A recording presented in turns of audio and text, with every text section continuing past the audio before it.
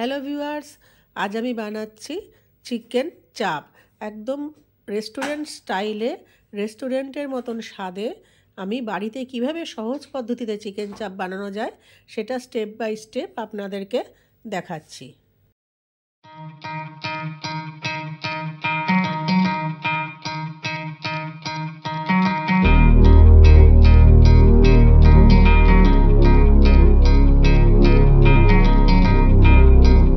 আমি প্রথমে যে মশলাগুলোকে আমাকে আগে পেস্ট করতে হবে সেই মশলাগুলো আগে দেখাচ্ছি। আমি এখানে নিয়ে নিয়েছি পোস্ত আর নিয়ে নিয়েছি কাজু।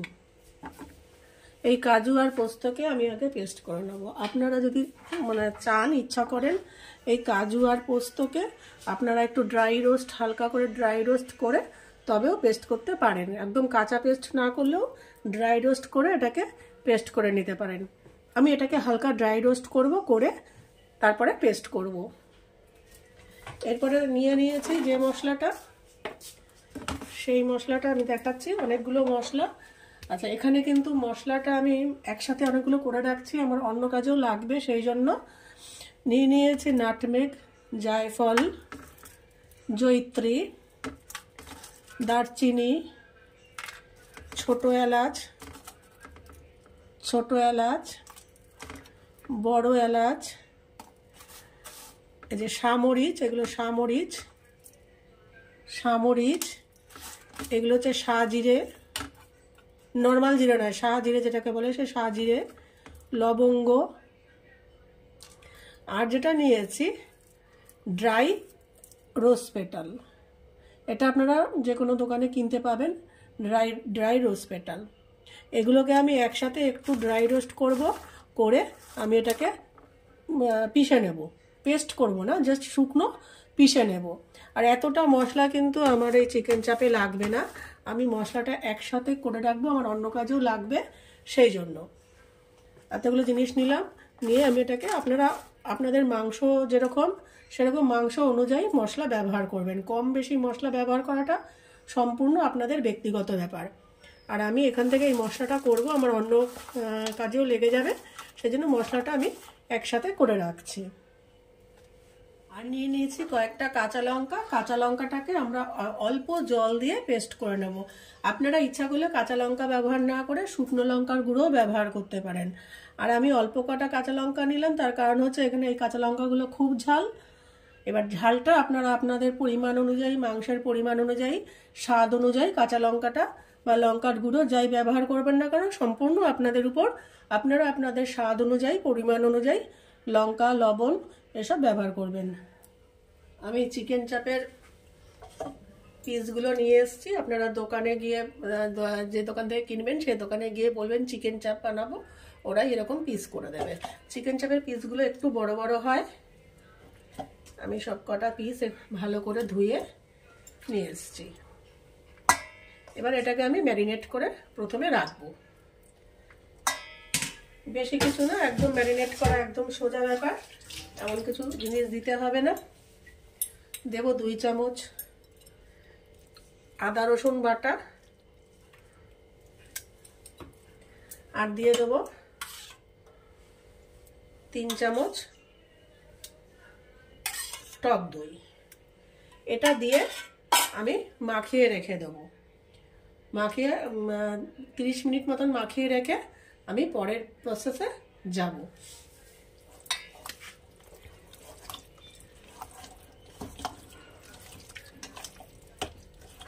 আমি একটু পরে এর মধ্যে লবণ অ্যাড করব, কারণ আগের থেকে যদি আমি লবণ অ্যাড করি মাংস দিয়ে জল ছাড়বে। এখনই লবণ সেজন্য অ্যাড করব না, একটু পরে, একটু মাখানো থাক, তারপরে আমি এখানে লবণ অ্যাড করব। মিনিট 20 মাখানো থাকার পরে আমি লবণ অ্যাড করে আরও 10 মিনিট রাখবো। আমি এখানে নিয়ে নিয়েছি খোয়া ক্ষীর। খোয়া ক্ষীরটাকে আমি এই যে গ্রেটারের একদম যে ছোট যে ইয়েটাকে, পয়েন্টটা, এখানে এরকম করে এটাকে গ্রেট করে নেব। গ্রেটারে জাস্ট একটু গ্রেট করে নেব। মিহি করে গ্রেট করলে পরে সুবিধা, তাড়াতাড়ি গলে যাবে। আর যদি একটু বড় গ্রেট করে একটু গলতে সময় লাগবে, এই হচ্ছে পার্থক্য, আর কোনো পার্থক্য নেই। এরকম করে গ্রেটারে আমি গ্রেট করে নেব।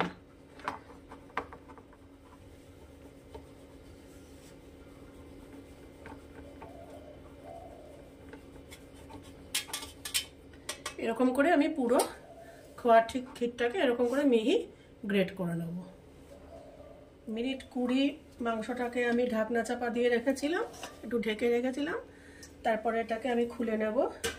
নিয়ে এখানে আমি দিয়ে দেব হাফ চামচ লবণ, আর দিয়ে দেব কাঁচা লঙ্কা বাটা। আপনারা এখানে ইচ্ছা করলে শুকনো লঙ্কার গুঁড়োও দিতে পারেন, তবে কাঁচা লঙ্কার বাটা দিলে পরে টেস্টটা একটু ভালো হয়, কাঁচা লঙ্কা বাটা। এইবারে আমি এটাকে আবার ভালো করে মিক্স করে আবার রেখে দেবো মিনিট 10 পর আমি আবার ফিরে আসব। আমি একটা কড়াই নিয়ে নিয়েছি, নিয়ে আমি এখানে দিয়ে দেবো 1 চামচ 2 চামচ ঘি, 2 চামচ ঘি দিলাম। আর দেব কিছুটা পরিমাণে সাদা তেল, মানে রিফাইন্ড অয়েল। এটা একটু গরম হবে। তেল আর ঘি গরম হয়ে গেছে, তা আমার মনে হচ্ছে এখানে একটু ঘিটা কম হয়েছে। আমি এখানে দিয়ে দেব আরেক চামচ ঘি এখানে অ্যাড করব।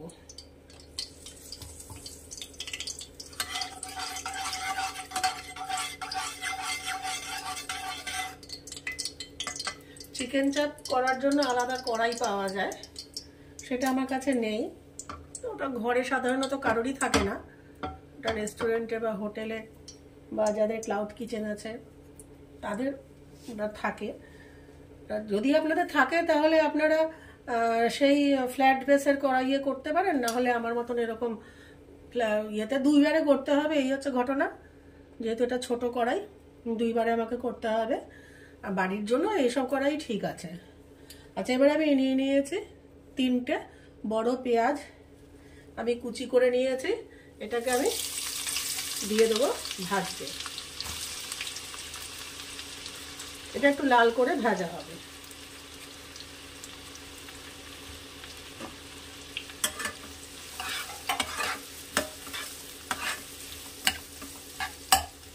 ফ্লেমটাকে একটু বাড়িয়ে দেবো।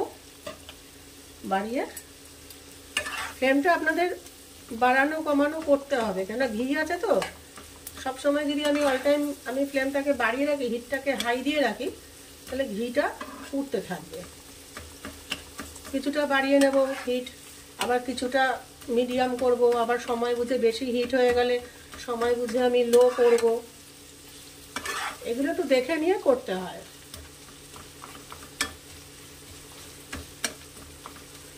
একটু এটাকে লাল করে ভেজে নেব।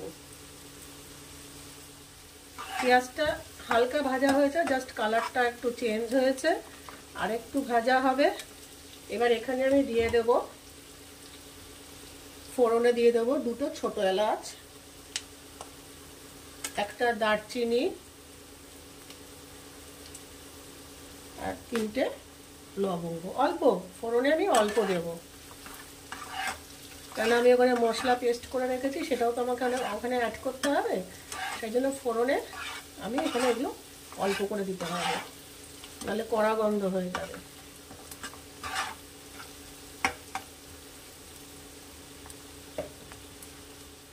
পেঁয়াজটা মোটামুটি লাল হয়েছে, এর থেকে বেশি ব্রাউন আমি করব না।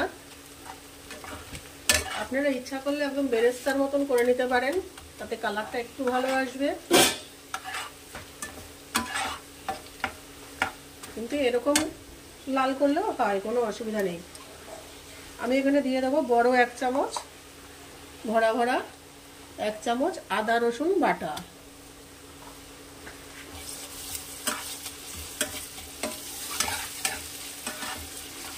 এটা একটু কষবে।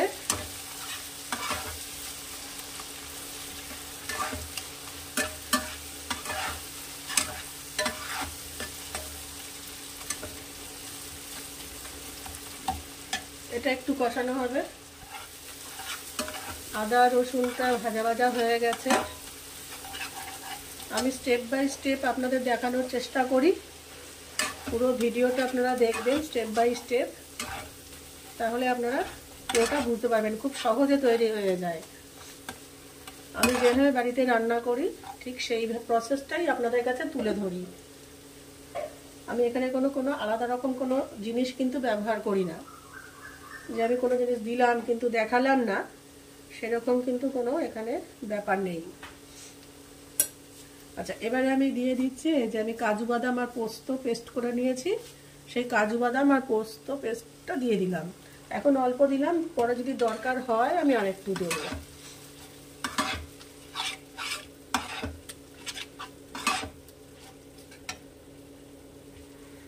এবারে দিয়ে দেবো এখানে লবণ,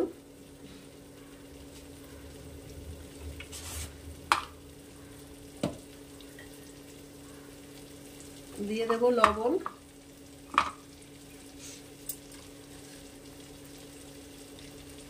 হাফ চামচ লবণ দিয়েছি। আগের থেকে আমি আর বেশি লবণ দেব না, কারণ আমি মাংস মাখাতেও লবণ দিয়েছি, সেই জন্য আগের থেকে আমি লবণ দেব না।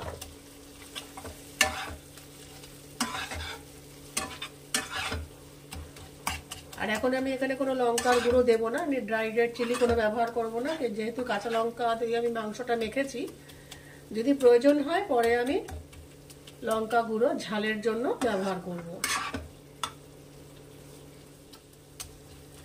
হয়ে গেছে, এবার আমি এখানে অ্যাড করব মাংস।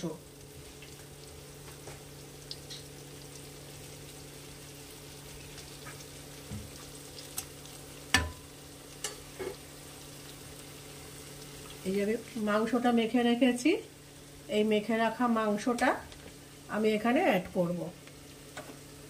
আধা ঘন্টা আমি মেখে রেখেছিলাম, এটাকে আমি অ্যাড করব।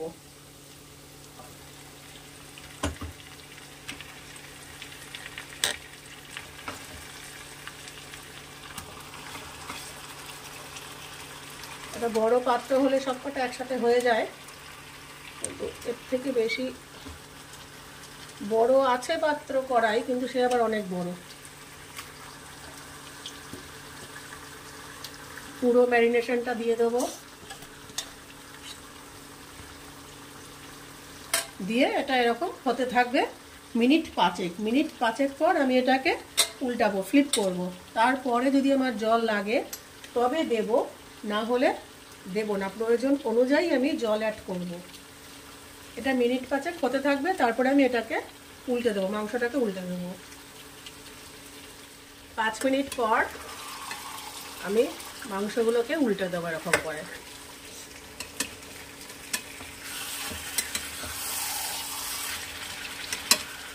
প্রত্যেক কটা মাংস আমি এরকম উল্টে দেবো।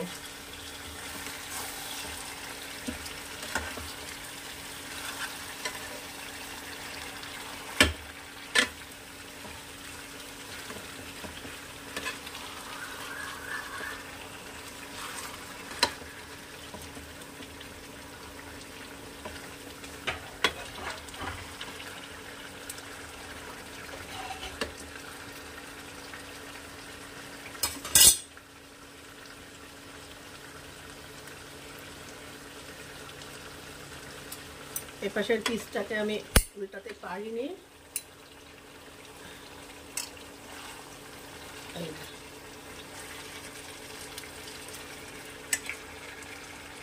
এইবারে আমি এটাকে ঢাকনা চাপা দিয়ে দেবো। ঢাকনা চাপা দিয়ে হাই ফ্লেমে থাকবে 5 মিনিট। আমি 5 মিনিট পর আমি এটাকে ওপেন করব, লিডটাকে ওপেন করব। 5 মিনিট পর আমি ঢাকনাটা ওপেন করছি, করে আবার মাংসগুলোকে উল্টে দেব। আপনারা একটু বড় প্যান নেবেন, যদি বড় প্যান থাকে অবশ্যই বড় প্যান ব্যবহার করবেন। এরকম করে মাংসটাকে উল্টে দেবো। উল্টে দিয়ে আরও 5 মিনিট আমি এবার ঢাকনা ছাড়া এটাকে রান্না হতে দেবো, সিদ্ধ হতে দেবো মাংসটা।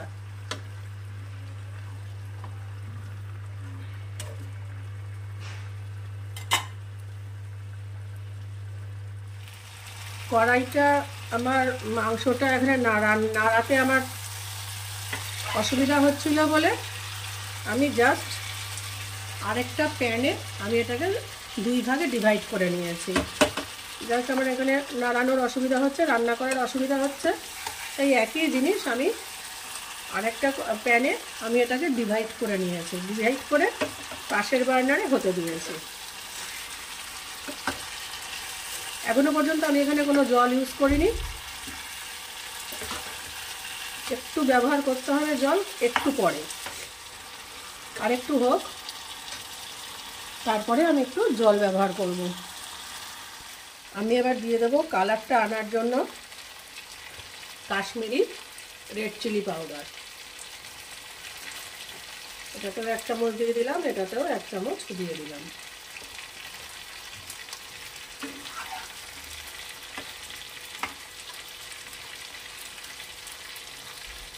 এবার এখানে দেব সামান্য পরিমাণ আমি জল অ্যাড করব। মাংস প্রায় সিদ্ধ হয়ে এসেছে, যেহেতু আমি এখানে আধা ঘন্টা এটাকে দই দিয়ে মাখিয়ে রেখেছিলাম, আর চিকেন তো চিকেন একটু নরম মাংসই হয়, মাংস হয়ে এসেছে। এবারে আমি এখানে একটু জল অ্যাড করব।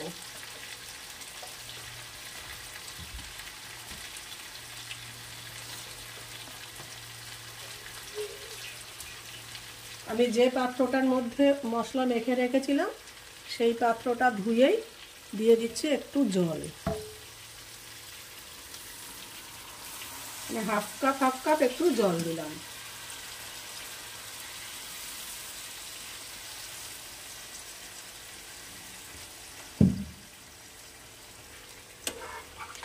জল দিয়ে এবার এটাকে লো ফ্লেমে আমি রান্না হতে দেবো। আমার রেসিপিগুলো যদি আপনাদের ভালো লেগে থাকে তাহলে আমার চ্যানেলটিকে অবশ্যই সাবস্ক্রাইব, লাইক, শেয়ার ও কমেন্ট করবেন। আপনারা কীভাবে এই রান্নাটা করেন সেটাও আমার সাথে শেয়ার করবেন। তবে এভাবে একবার সহজ পদ্ধতিতে আপনি রান্না করে দেখবেন, আপনারা রান্না করে দেখবেন, খুব তাড়াতাড়ি হয়ে যায় এবং খেতেও খুব রেস্টুরেন্ট স্টাইল সুস্বাদু। এবার এটাকে আমি হতে দেবো লো ফ্লেমে মিনিট 5।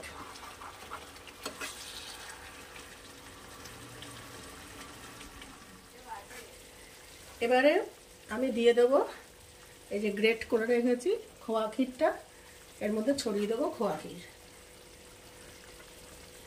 ক্ষীরটা দিয়ে আবার কিছুক্ষণ এটাকে হতে দেবো।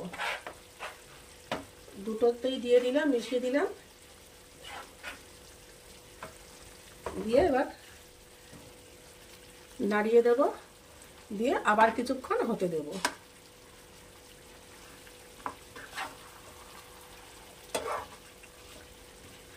কালারটা খুব সুন্দর এসছে, আপনারা দেখতেই পাচ্ছেন, টেস্টও দারুণ হবে। এখনো তো আসল উপাদানগুলো পড়েনি এর ফ্লেভারটা আনার জন্য। ব্যাস, এবার রেখে দেবো এটাকে মিনিট 5। লো টু মিডিয়াম হিটে আমি এটাকে রান্না করব আরও 5 মিনিট। এর মধ্যে দিয়ে দেবো যে গরম মশলাটা, যে মশলাগুলো আস্ত ভেজে তৈরি করে রেখেছিলাম সেই মশলাটা এখানে অ্যাড করে দেবো।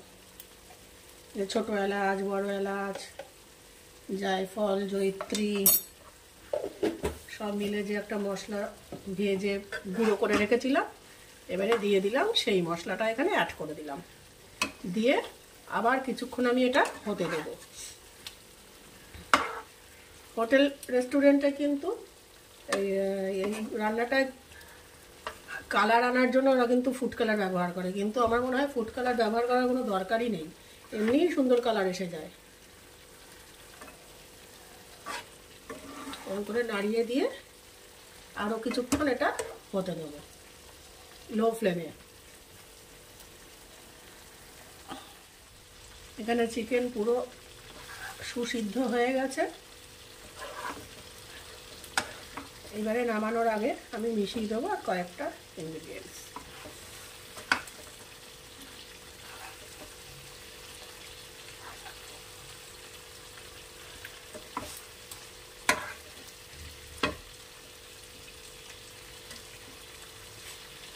দিয়ে দেব এখানে এই 1 চামচ কেওড়া জল, এই যে কেওড়া জল 1 চামচ দিয়ে দিলাম কেওড়া জল।